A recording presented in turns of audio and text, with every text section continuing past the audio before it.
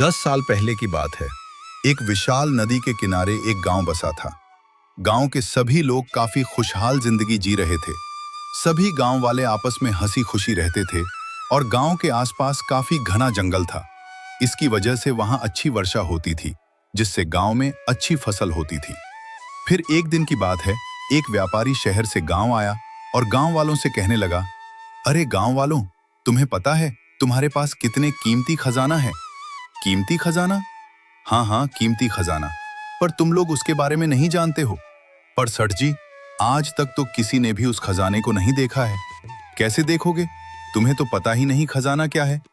अपने चारों ओर ये जंगल देख रहे हो, यही तो है वो खजाना। क्या ये खजाना है? अगर तुम लोग मुझे ये पेड़ काट कर दोगे तो इसके बदले मैं तुम्हें बहुत सारे पैसा दूंगा। गांव वाले बड़े भोले भाले थे। वो सेठ जी के बाद में मान गए। उन्हें इतना भी नहीं पता था कि पेड़ काटने से क्या नुकसान होगा।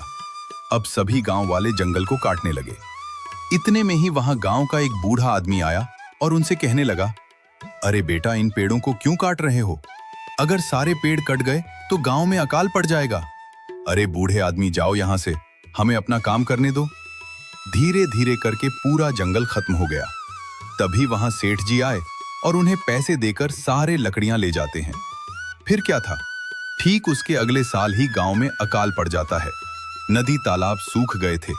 लोग एक एक पानी के लिए तरस गए थे और गांव का जानवर भूख प्यास से मरने लगे थे। गांव के सभी लोग चिंतित होकर गांव के चौपाल पर बैठे हुए थे। वहां बूढ़ा आदमी भी बैठा हुआ था। तभी बूढ़ा आदमी गांव वालों से कहता है, मैं पहले ही कहा था कि पेड़ काटने का नतीजा बहुत बुरा होगा, पर तुम लोग नहीं माने। अब भुगतो इसका नतीजा। हमें माफ कर दीजिए काका, हमसे बहुत बड़ी गलती हो गई। हम पैसों की लालच में अंधे हो गए थे। अब माफी मांगने से क्या होगा बेटा? आप तो गांव के बड़े, आप ही कुछ उपाय बताइए काका, नहीं तो हम मर जाएंगे। मेरी बात ध्यान से सुनो। इस सूखे जंगल के उस पार एक बड़ा घना जंगल है। उस जंगल में साधु महात्मा रहते हैं। अब वही हमारा इस समस्या का समाधान कर सकते हैं। ठीक है काका, ये सब हमारी वजह से हुआ है, अब हम ही इसे ठीक करेंगे। इतना कह गांव के कुछ लोग उस जंगल की तरफ निकल पड़ते हैं।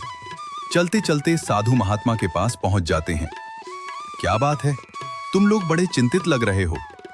साधु महाराज के पूछने पर गांव वाले सारे बात साधु महाराज को बता देते हैं।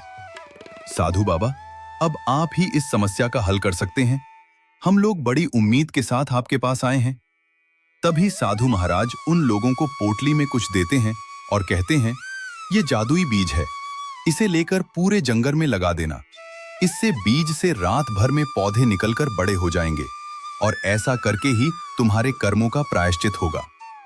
अब गांव वाले बीज लेकर खुशी खुशी अपने गांव वापस लौट आते हैं और सारे बीज को वीरान जंगल में लगा देते हैं।